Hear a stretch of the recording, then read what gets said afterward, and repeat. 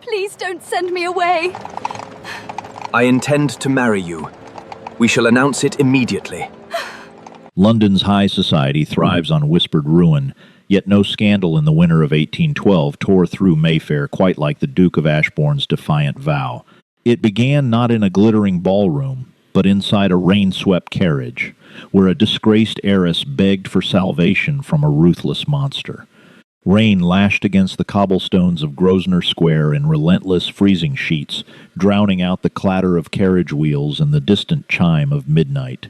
Within the shadowed portico of a crumbling townhouse, Clara Whitmore stood shivering, her velvet cloak soaked through, clinging to her fragile frame like a second skin. She was a woman cornered, a pawn in a terrifying game of aristocratic debt that had finally reached its grim conclusion. Only hours earlier, her uncle, Thomas Whitmore, had fled to the continent, leaving behind a mountain of gambling debts and a single horrifying contract. He had sold Clara's hand in marriage to Lord Henry Stanhope, a baron notorious for his wealth, his cruelty, and the mysterious, sudden deaths of his previous two wives. Stanhope was a man whose influence stretched into the darkest corners of Parliament, a predator who hid behind a veneer of respectable charm. When Stanhope's men had arrived at the townhouse that evening to claim his property, Clara had slipped out through the scullery window, clutching nothing but a reticule containing her mother's cameo and a few copper coins. Desperation gnawed at her as the sounds of shouting echoed from the alleyway behind the house. Stanhope's enforcers were searching the perimeter. She needed a miracle, or at the very least, an escape route.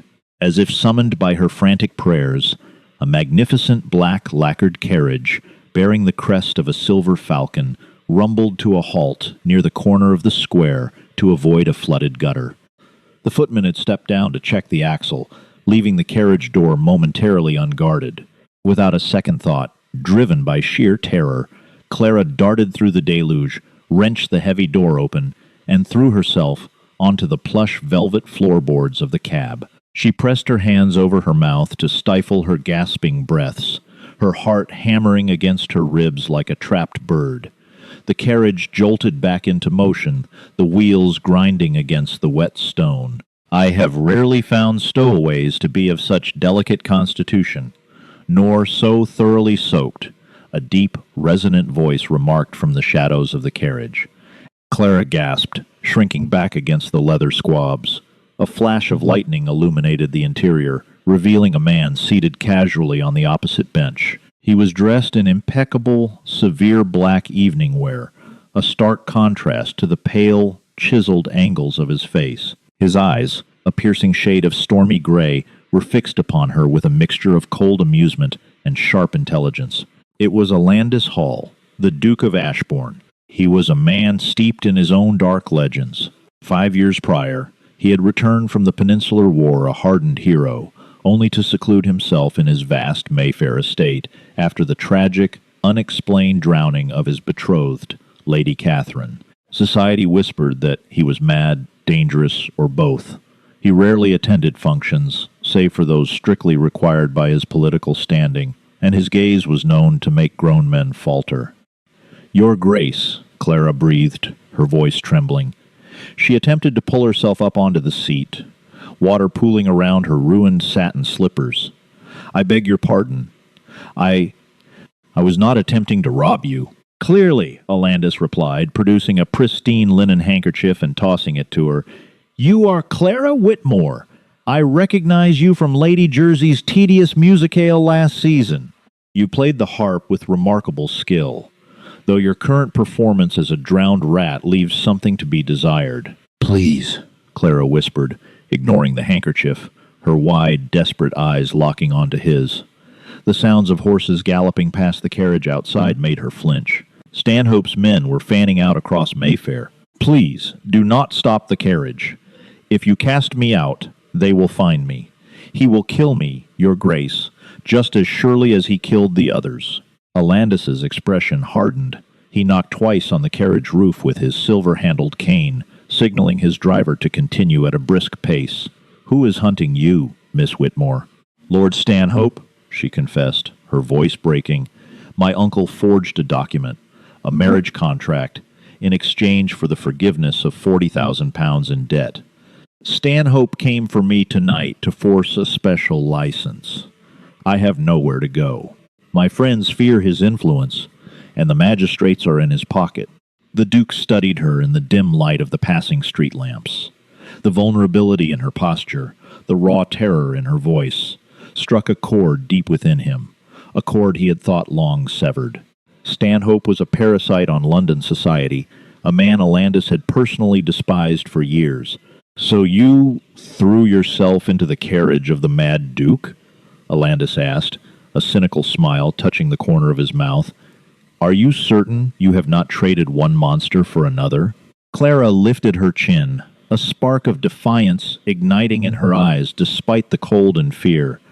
"I know the rumors about you, Your Grace, but I also know you funded the orphanage in Cheapside anonymously, and you insured the pensions of the men who served under you in Spain. A monster does not care for the discarded." Alandis fell silent. The carriage turned onto Park Lane, heading toward the towering iron gates of Ashbourne House.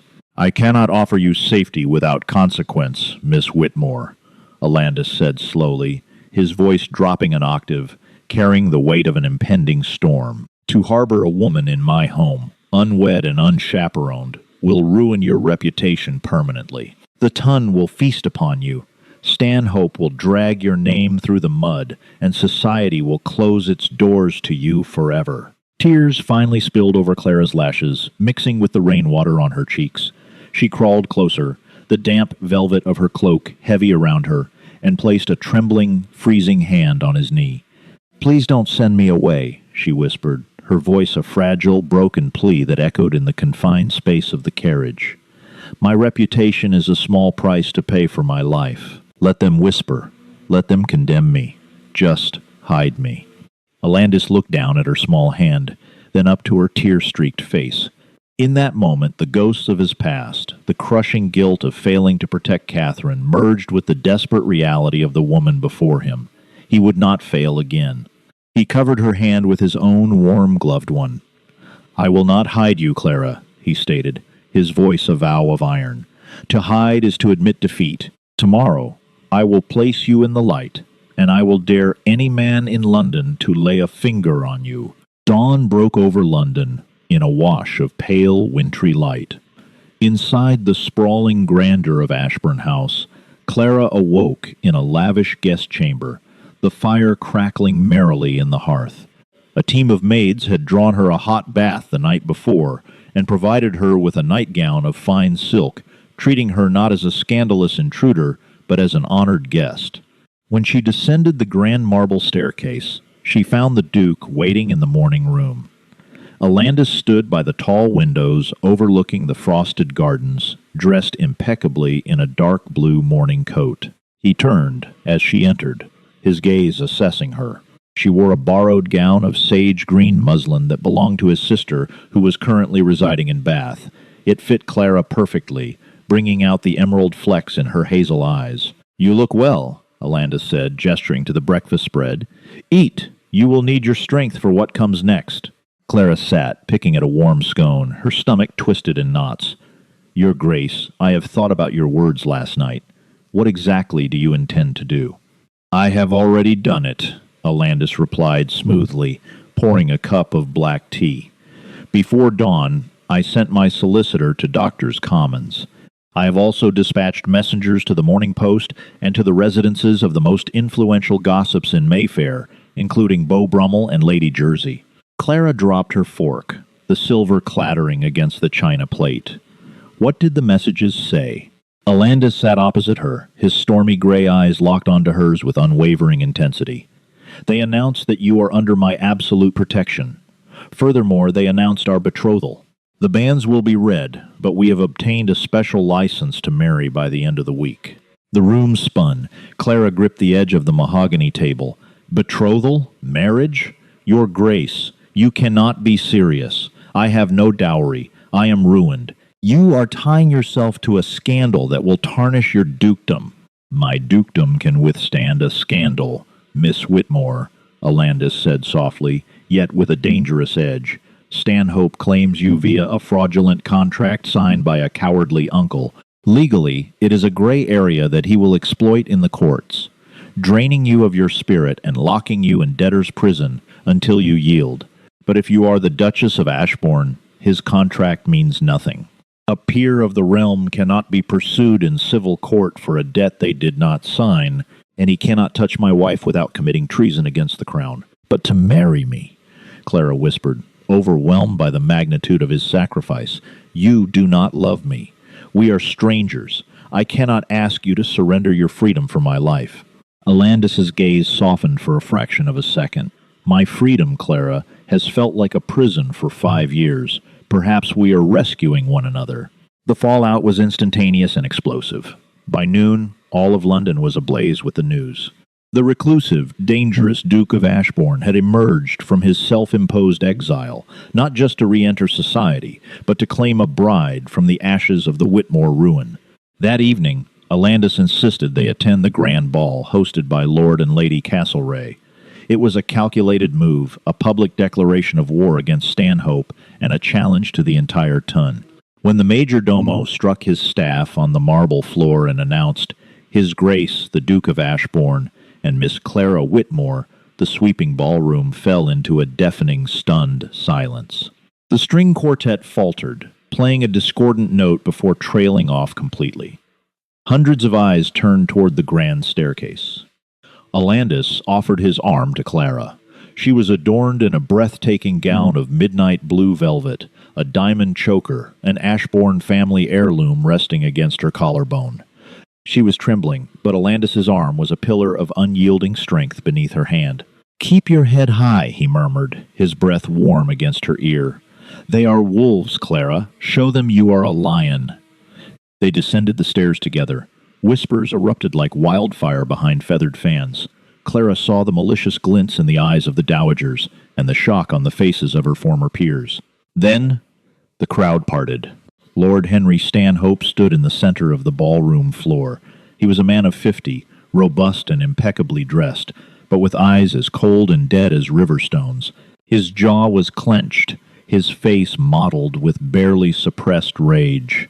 "Ashbourne," Stanhope sneered as they approached, his voice carrying clearly across the quiet room. "I see you have resorted to stealing another man's property. Miss Whitmore is legally contracted to me. The documents are signed and sealed." Alandis stopped a few feet from the Baron. He did not raise his voice, but the chilling authority in his tone made the surrounding guests take a collective step back. "Miss Whitmore is a woman, Stanhope, not a broodmare to be traded for gambling debts," Alandis said, his eyes narrowing into deadly slits. "She is my betrothed. If you believe you have a claim, you may bring it to my solicitors. If you approach her, speak to her, or breathe in her direction ever again, I will not bother with the courts. I will invite you to Hyde Park at dawn, and I will put a bullet through your heart." The room gasped in unison. A duke issuing a public challenge of a duel was a scandal of epic proportions. Stanhope's face turned an ugly shade of plum. "You think your title protects you, Hull? I have the law on my side. Her uncle appointed me her legal guardian upon his departure. She is a ward of my estate. If she does not leave with me tonight, I will have the Bow Street runners drag her out." Clara shrank back slightly, panic seizing her throat, but Alandis stepped smoothly in front of her, shielding her from Stanhope's venomous glare. "Let them try," Alandis challenged quietly. He signaled to the gallery, and suddenly, half a dozen men, tall, broad-shouldered veterans of Alandis's former regiment, dressed in Ashbourne livery, stepped out from the shadows of the ballroom's perimeter. Stanhope realized he was outmatched. He shot a venomous glare at Clara. "This isn't over, you little whore. You will pay for this, and so will he." Stanhope turned on his heel and stormed out of the ballroom. Alandis turned to the conductor of the orchestra, who stood frozen. "A waltz, if you please," the Duke commanded. As the music swelled, Alandis pulled Clara onto the floor, holding her close. The entire society watched in stunned fascination as the Duke of Ashbourne danced with the ruined heiress, sealing a promise that had shocked London to its very core. In the days that followed, Ashbourne House became a fortress. Alandis refused to let Clara leave the premises without a heavily armed escort, though within the sprawling walls of the estate he gave her total freedom. They spent their evenings in the grand library, sitting on opposite ends of a velvet sofa. What began as a marriage of convenience was slowly transforming into something profound. Clara discovered the man beneath the terrifying reputation. She found Alandis to be fiercely intelligent, possessing a dry, biting wit that frequently made her laugh out loud. In return, Alandis found himself mesmerized by Clara's resilience. She was not the weeping, broken girl from the carriage. She was brilliant, observant, and possessed a quiet strength that began to thaw the ice around his heart. But outside their sanctuary, Stanhope was weaving a deadly web. It began with the rumors. Broadsheets across London began printing vicious, thinly veiled allegations about Alandis's past. They dredged up the tragic death of Lady Catherine, claiming that the Duke's notorious temper had driven her to drown herself, or worse, that he had pushed her. Stanhope was using his wealth to poison the public against Alandis, attempting to provoke the House of Lords into stripping the Duke of his privileges, which would leave Clara vulnerable. One afternoon, as rain battered the glass of the conservatory, Clara found Alandis standing by the windows, a crumpled newspaper in his fist. His face was a mask of cold fury, his shoulders rigid. "Alandis?" Clara asked softly, stepping into the room. It was the first time she had used his Christian name. He didn't turn around. Stanhope is fighting a war of attrition. He knows he cannot take you by force, so he intends to isolate us, to turn the Ton so thoroughly against me that no clergyman will perform the ceremony, and the courts will grant him guardianship. Clara walked up behind him, placing a gentle hand on his tense back. "Are the rumors true?" she asked quietly. "Not the murder, of course, but did you love her so much that her loss broke you?"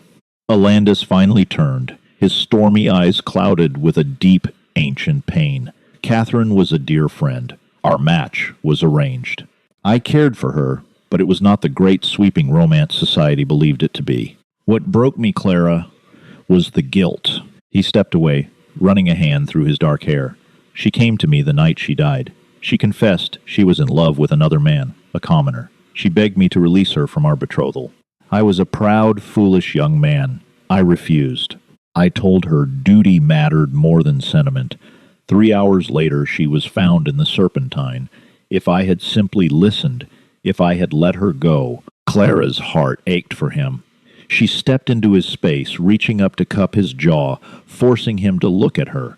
"You are not a monster, Alandis. You are a man who made a mistake out of pride, and you have punished yourself for it every day since. But you did not kill her."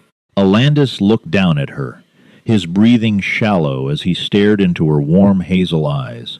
The space between them crackled with an undeniable magnetic tension. Slowly, hesitantly, he brought his hands up to rest on her waist. "I swore I would never let another person close enough to be destroyed by my arrogance," Alandis murmured, his thumb brushing her cheekbone. "And yet, here you are, Clara Whitmore, threatening to make me feel alive again." Before Clara could reply, the heavy oak doors of the conservatory burst open. Alandis's head of security, a scarred veteran named Miller, rushed in, looking grave. "Your Grace." "Forgive the intrusion," Miller said breathlessly, "but you must come quickly. It's Stanhope. He has bypassed the civil courts. He went directly to the Lord Chancellor with the forged guardianship papers, claiming you are mentally unfit to harbor a ward of the state due to past instabilities." Alandis's jaw tightened. "And the Chancellor signed a writ of removal, Your Grace," Miller said grimly. "Stanhope is at the front gates with 20 armed Bow Street runners and a magistrate. They have a warrant for Miss Whitmore's immediate apprehension." Clara's blood ran cold. The sanctuary walls had been breached. If the law was truly on Stanhope's side, Alandis's men could not fight off the authorities without being hanged for treason. Alandis turned to Clara, his expression transforming into something she had never seen before, the fierce, unyielding countenance of a commander going to war. He reached into his coat and withdrew a small, heavy iron key, pressing it into her palm. "Go to the wine cellar. Behind the third rack of Bordeaux, there is a hidden door that leads to the old priest hole. Stay there until I come for you," Alandis commanded. "Alandis, no!" Clara protested, gripping his lapels. "If you fight the magistrate, they will strip you of your title. They will ruin you." "I promised you in that carriage, Clara, that I would place you in the light and dare any man to touch you," Alandis said fiercely, pulling her flush against his chest and pressing a desperate, searing kiss to her forehead. "I will not let them take you. Now go." As Clara was hurried away by Miller down the servants' corridor, she heard the heavy, ominous thud of Ashbourne House's front doors being battered open. The Duke of Ashbourne stepped out of the conservatory alone, walking calmly toward the grand foyer to face the wrath of London's corrupt justice, ready to tear the city apart to keep his vow. Silence fell heavy and suffocating over the marble expanse of Ashbourne House's grand foyer. It was not the silence of peace, but the terrifying quiet of a powder keg awaiting the spark. Alandis Hall stood at the base of the sweeping staircase, his posture perfectly rigid, his hands clasped behind his back. He wore no weapon, exuding a chilling, absolute authority. Before him, the heavy oak doors had been thrown wide, admitting the freezing rain and a contingent of 20 Bow Street runners. The men, armed with truncheons and flintlock pistols, fanned out across the checkered floor, tracking mud onto the pristine marble. In their center stood Lord Henry Stanhope, a triumphant, malicious sneer twisting his features. Beside him was Magistrate Higgins, a nervous, sweating man, clutching a rolled parchment bearing the heavy wax seal of the Lord Chancellor. "Search the premises," Stanhope barked, waving his cane toward the upper galleries. "Tear down the walls if you must. She is hiding here, and I will have my ward." "Hold," Alandis commanded. His voice was not a shout, yet it cut through the cavernous room with the sharpness of a cavalry saber. The Bow Street runners, many of whom had served in the military and recognized the tone of a commanding officer, instinctively froze. Magistrate Higgins cleared his throat, trembling slightly under the Duke's piercing gray gaze. "Your Grace, I am bound by the law. I hold a writ of removal signed by the Lord Chancellor himself. You are accused of harboring Miss Clara Whitmore, a ward of Lord Stanhope, and are deemed unfit to provide her sanctuary." Alandis descended the final 3 steps, moving with the predatory grace of a cornered wolf. "You hold a piece of paper, Higgins, a paper procured through perjury and fraud. If your men take one more step into my home, I will see every last one of you transported to Botany Bay for trespassing on a duke's estate without lawful cause." Stanhope let out a harsh, barking laugh. "Lawful cause? The Chancellor's signature is law, Ashbourne. You cannot protect the little whore with your title anymore. Your madness has finally caught up with you." "My madness," Alandis replied, his voice dropping to a lethal whisper, "is vastly overstated. My diligence, however, is not." Alandis raised his right hand, snapping his fingers. From the shadows of the adjacent drawing room, 3 men emerged. The first was Mr. Josiah Crawford, Alandis's formidable solicitor. The second was a man in the uniform of a king's messenger. The third was a face that made the blood drain entirely from Lord Stanhope's ruddy cheeks. It was Thomas Whitmore, Clara's uncle. The man was haggard, shivering in a damp greatcoat, his eyes darting around the foyer like a trapped rat. "Uncle Thomas," Stanhope breathed, taking a staggering step backward, "you are supposed to be in France." He was on his way to Paris, Alandis corrected smoothly, adjusting the cuffs of his coat. "However, my men intercepted his carriage in Dover 2 nights ago.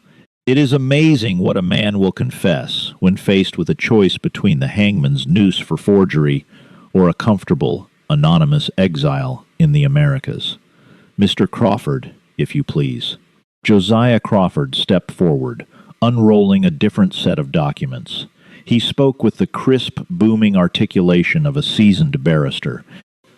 "I hold here a sworn, witnessed affidavit from Mr. Thomas Whitmore," Crawford announced, his voice echoing off the vaulted ceiling. In it, he confesses that the marriage contract and the guardianship transfer were both forged. Lord Stanhope held a pistol to Mr. Whitmore's head and forced him to sign over his niece to cover a gambling debt that was, in fact, entirely fabricated to manufacture this very crisis. Magistrate Higgins turned pale, looking frantically between the Duke and the Baron. "Lord Stanhope, is this true?" It is a lie, Stanhope roared, spit flying from his lips. Ashbourne has bribed him. It is a desperate ploy by a madman to steal my property. I am afraid, Stanhope, that my gambit does not end there, Alandis said softly. He gestured to the king's messenger, who stepped forward and handed a sealed dispatch directly to Magistrate Higgins. Alandis's eyes locked onto Stanhope, devoid of any mercy. You assumed, Henry, that because I secluded myself for 5 years, I lost my connections. You forgot that I fought beside Alandis Wellesley, the Duke of Wellington, in the Peninsula. You forgot that the men who now sit in the highest echelons of the War Office in the House of Lords were once my brothers in arms.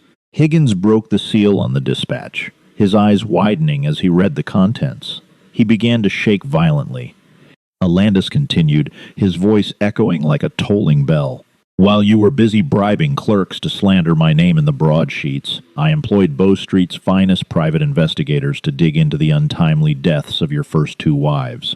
I submitted their findings to the Home Secretary yesterday. Stanhope's bravado shattered. He took another step back, bumping into one of the runners. What does the dispatch say, Magistrate? Alandis demanded. Higgins swallowed hard, his voice squeaking. It is a warrant, Your Grace, signed by the Home Secretary. Lord Henry Stanhope is to be arrested immediately on suspicion of double murder, extortion, and high treason against a peer of the realm. The foyer erupted into chaos. Stanhope lunged for the doors, but the very runners he had brought to arrest Clara now seized him, pinning his arms behind his back. He thrashed like a wild animal, screaming obscenities, his respectable veneer completely stripped away to reveal the monster beneath. "You will hang for this, Hall!" Stanhope shrieked as iron shackles were clamped around his wrists. "I will ruin you!" "You will find it quite difficult to ruin anyone from the gallows, Stanhope," Alandis replied coldly. He turned his back on the struggling Baron, dismissing him entirely. "Higgins, remove this filth from my house, and take Mr. Whitmore to the docks. His ship for Boston departs at the changing of the tide." As the runners dragged the screaming Baron out into the freezing rain, and the massive oak doors slammed shut behind them, the oppressive silence returned. But this time, the air was clear. The storm had broken. Alandis stood still for a long moment, the adrenaline of the confrontation slowly draining from his veins. He looked at his shaking hands, then closed his eyes, taking a deep, shuddering breath. He had won. He had faced the darkness of his past, the corruption of London, and he had emerged victorious. He did not hesitate for another second. He turned and sprinted toward the servants' corridor. Beneath the sprawling estate, in the pitch-black confinement of the priest-hole, Clara sat huddled on the freezing stone floor, her knees pulled tight to her chest. Time had lost all meaning. She could hear nothing but the faint, muffled thud of footsteps far above, and the frantic beating of her own heart. She had spent hours replaying the last few days in her mind. She thought of Alandis's fierce, protective gaze, the unexpected warmth of his touch, and the devastating tragedy of his past. He was sacrificing his name, his honor, and potentially his freedom, all for a woman he barely knew. She prayed into the darkness, begging whatever higher power was listening to spare him from Stanhope's wrath. Suddenly, the heavy scrape of moving wood echoed through the cellar. Clara flinched, pressing herself flat against the cold brick wall. The sound of a key turning in the iron lock made her breath hitch. If it was Stanhope's men, she resolved to fight. She would not go quietly. The heavy iron door groaned on its hinges, swinging outward. A blinding ray of golden light pierced the darkness, carried by an oil lantern. Clara squinted, raising a hand to shield her eyes. Through the glare, she saw a tall, broad-shouldered silhouette. "Clara?" The voice was rough, breathless, and laced with an emotion she had never heard from him before. "Alandis," she sobbed, scrambling up from the floor. She practically threw herself out of the hidden room, colliding with his solid chest. Alandis dropped the lantern. The glass shattered, plunging the cellar into dim shadows, but he didn't care. His arms wrapped around her fiercely, lifting her off her feet. He buried his face in the soft curve of her neck, breathing in the scent of lavender and rain that clung to her hair. "It's over," he whispered fiercely against her skin. "He is gone. He is in irons, Clara. He will never touch you. Nobody will ever touch you again." Clara clung to his lapels, crying freely now, not tears of terror, but tears of profound, overwhelming relief.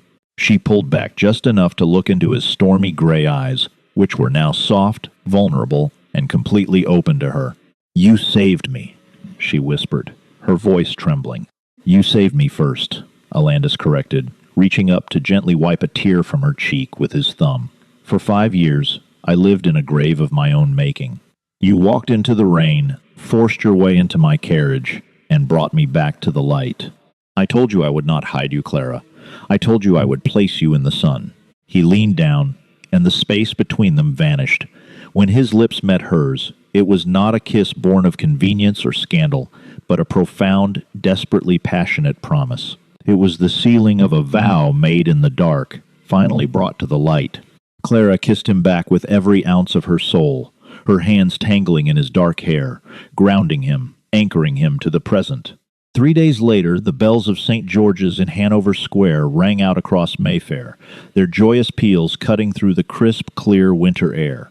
The snow had fallen overnight, blanketing London in a pristine, glittering white, as if the city itself was attempting to wash away the stains of the recent scandal. The Ton, ever fickle and hungry for drama, had executed a flawless, collective reversal of opinion. With Lord Stanhope imprisoned in Newgate and awaiting trial for murder, and the full extent of his villainy exposed in the morning papers, the Duke of Ashbourne was no longer the Mad Duke. He was once again the tragic, romantic war hero who had dramatically rescued a beautiful heiress from the clutches of a monster. The pews of the church were packed to the rafters with the most elite members of society, all desperate to witness the culmination of the season's most shocking romance. Lord Castlereagh sat in the front row, conversing quietly with Beau Brummel, while dowagers who had sneered at Clara only days prior now dabbed their eyes with lace handkerchiefs. At the altar stood Alandis Hall, looking exceptionally handsome in the formal military dress uniform he had not worn since the war. The dark blue wool, gold braiding, and the crimson sash emphasized his broad shoulders and commanding presence. Yet, his fearsome reputation seemed entirely absent. His stormy eyes were fixed solely on the heavy oak doors at the back of the church, shining with a warmth and anticipation that left the gossiping crowd utterly captivated. When the organ music swelled, the doors opened. Clara Whitmore stepped into the aisle, and a collective, reverent gasp swept through the congregation. She wore a gown of heavy ivory silk, embroidered with delicate silver thread that caught the light of the hundreds of candles illuminating the nave. Her dark hair was swept up in an elegant style, secured by the magnificent Ashbourne diamond tiara. She carried a simple bouquet of winter white roses. She did not look at the dukes, the earls, or the vicious gossips who had sought her ruin. Her hazel eyes were locked exclusively on Alandis. As she walked down the aisle, her uncle's absence was not felt as a tragedy, but as a triumph. She was giving herself away, stepping into her new life with her head held high, exactly as Alandis had instructed her at the Castlereagh ball. When she reached the altar, Alandis stepped forward, taking her gloved hand in his. His grip was warm, solid, and eternally reassuring. "You look breathtaking," he murmured, loud enough only for her to hear. "I feel entirely fearless," she whispered back, a radiant smile illuminating her face. The Archbishop of Canterbury stepped forward, his voice booming over the silent, enraptured crowd. The ceremony was a blur of ancient words, sacred vows, and the overwhelming scent of incense and roses. When it came time for the vows, Alandis's voice did not waver. It rang out with absolute, unshakable certainty. "I, Alandis, take thee, Clara, to have and to hold from this day forward, for better, for worse, for richer, for poorer, in sickness and in health, to love and to cherish, till death us do part." He slid a heavy gold band, set with a flawless square-cut sapphire, onto her finger. Clara repeated the vows, her voice clear and strong, carrying the weight of a woman who had walked through fire and emerged unbroken. "I pronounce that they be man and wife together," the Archbishop concluded. "Those whom God hath joined together, let no one put asunder." Alandis did not wait for the Archbishop's prompt to kiss the bride. He pulled Clara into his arms and kissed her deeply, thoroughly, and passionately right there at the altar. A shocking breach of decorum that sent a thrill through the congregation, cementing the legend of their untamable romance. As they turned to face the crowd, the Duke and Duchess of Ashbourne, the congregation rose to their feet. The applause was thunderous, a standing ovation that shook the ancient stones of the church. Later that afternoon, they stood together on the balcony of Ashbourne House, overlooking the snow-covered gardens. The reception was raging downstairs, the ballroom filled with music, laughter, and the clinking of crystal glasses. But up here, in the crisp winter air, they had found a moment of quiet solitude. Alandus stood behind Clara, his arms wrapped securely around her waist, resting his chin on the crown of her head. "They are already calling it the wedding of the century," Clara noted, leaning back into his solid warmth. "I suppose your reputation is entirely ruined now, Your Grace. You are officially respectable." Alandus chuckled, a deep, rich sound that rumbled against her back. "Respectability is dreadfully boring, my love. I much prefer the scandal of being hopelessly, madly in love with my wife." Clara turned in his arms, wrapping her hands around his neck. "Then we shall have to keep them guessing. A lifetime of shocking London." "I can think of no better endeavor," Alandus agreed, his eyes shining with unadulterated joy. He kissed her again, slow and sweet beneath the winter sun. The rain had washed away the darkness, the storm had passed, and in its wake they had forged a love that was stronger than iron, a vow that not even time could break. They had found each other in the shadows, but they would live forever in the light. Did Alandus's desperate gamble to save Clara leave you breathless? The treacherous games of London's high society are just beginning, and the explosive finale will reveal secrets that change everything. If you love this historical romance drama, please hit that like button, share this video with your fellow historical fiction lovers, and subscribe to our channel so you don't miss the thrilling conclusion to Clara and Alandus's story. Leave a comment below. Do you think they will survive Stanhope's wrath?